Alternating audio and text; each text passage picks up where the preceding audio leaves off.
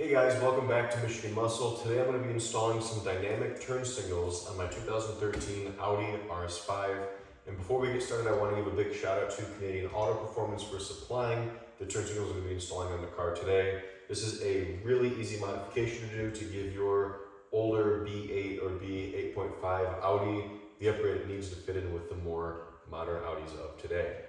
The B8.5 RS5 is an awesome platform, but unfortunately being in 2013 and now 11 years old, it's really starting to show its age with some of these, 11-year-old features that most cars came with in comparison to the more modern ones that have dynamic turn signals on the mirrors, dynamic turn signals in taillights, dynamic headlights. A lot of these modern amenities that are really common on today's cars will give the older gens this modern twist to kind of stick with the times. And I think this really does a good job of doing that, these turn signals. Diving into the install, we're going to start off by removing the factory glass, and you can do this by prying it to the most outward position and just start peeling your way around the glass. And you'll start to hear some cracks, but there you go. It should just pop right off, like so.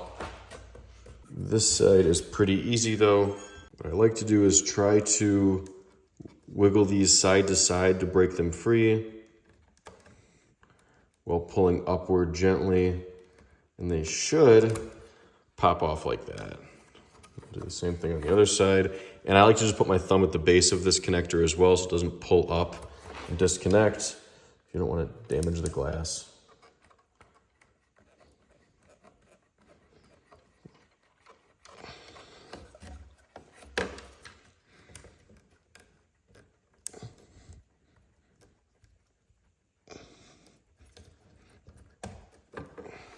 There's that side.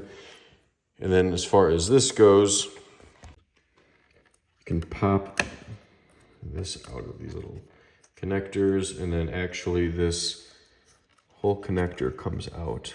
A little pry tool, stick in there. This comes out and then disconnects like so. Now your whole glass is off. So to actually remove the housing of the mirror, there's two T10 screws down at the base, and then there's another Phillips screw up at the top here that you have to remove. There's another T10 here, but that holds the actual turn signal light, and you have to remove that until after the housing's off. Or you can do it now, it's up to you though.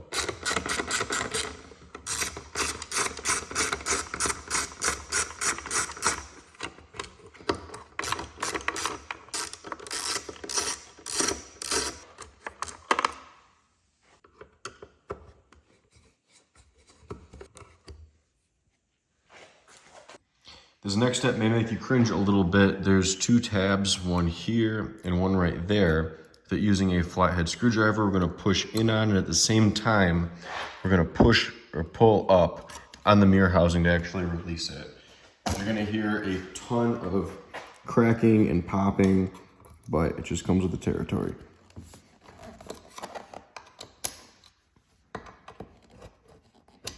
So those guys are out. This tab down here, you can give a nice little push on.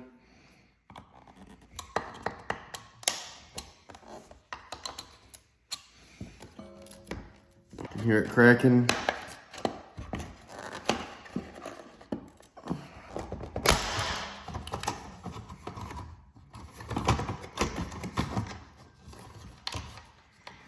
And it's off. You guys can hear just how nasty that cracking sound is. It sounds like you're breaking something, but unfortunately that's just how you get this housing off. Then it will take a little bit of manipulation to fish this guy off. Remember, you can move this motor housing around. That definitely helps. Push it back, and that pops off. And then here we've got our dynamic, or our factory turn signal and the harness that goes to it. So we can kind of unwind this, fish this guy out like so. And then using again our flathead screwdriver, just for simplicity's sake, we can fish this guy out. And there you have it, housing's off. So now, with this off, if we go to the back side, there's these two screws, again using your T10, that hold in the turn signal that we can just go ahead and pop off. The screws out. This just kind of wiggles itself loose, and then there we have it. Now we can go and install our new one from Canadian Auto Performance. And I kind of like this. It's got like a matte smoked look to it. This green wire, apparently if you put power to it, it turns the LEDs from orange to blue, which I don't know if that's popular in Europe or what, but I'm not going to be using this. So the same way we removed it, you can reinstall it.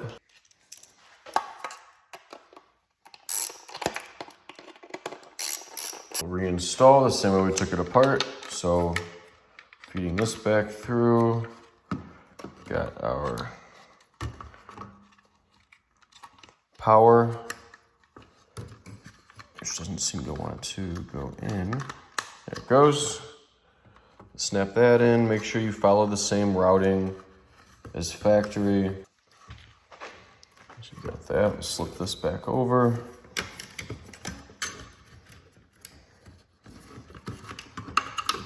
Make sure you run all of your connections back through.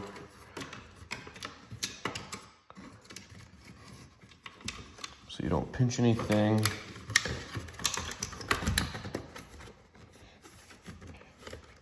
And then make sure that these clips all realign because you don't want to break anything going back together. So when you think you have everything aligned, give it a nice push and it should snap all back together. Let's see.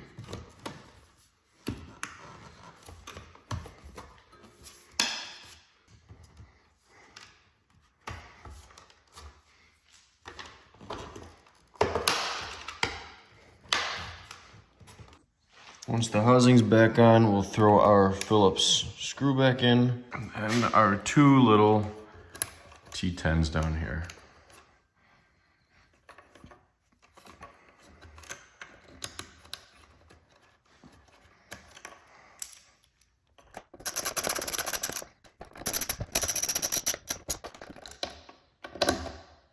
Finally, with that done, we're on to the final step, the reassembly of the mirror. Just be careful putting these back on.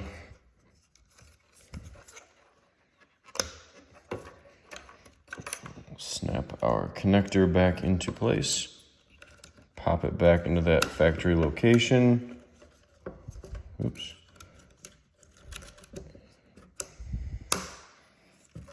Tuck these wires back in nicely.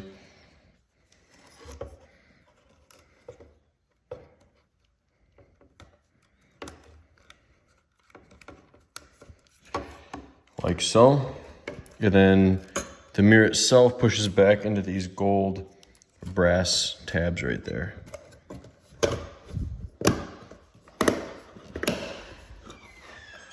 Once the mirror's back into place, we'll give it a test, hit the hazard button, and see if our dynamic turn signal works. All right, fingers crossed.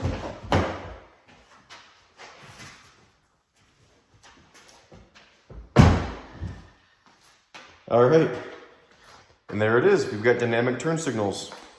So for the money, I think this is a pretty cheap install that looks really pretty good and gives an 11-year-old car that modern edge that it needs to blend in and get with the times. But thanks for watching, guys. I hope you enjoyed this install, and if you want to buy the same dynamic turn signals that I got for this car, I'll have them in the link down below. Be sure to like, comment, and subscribe.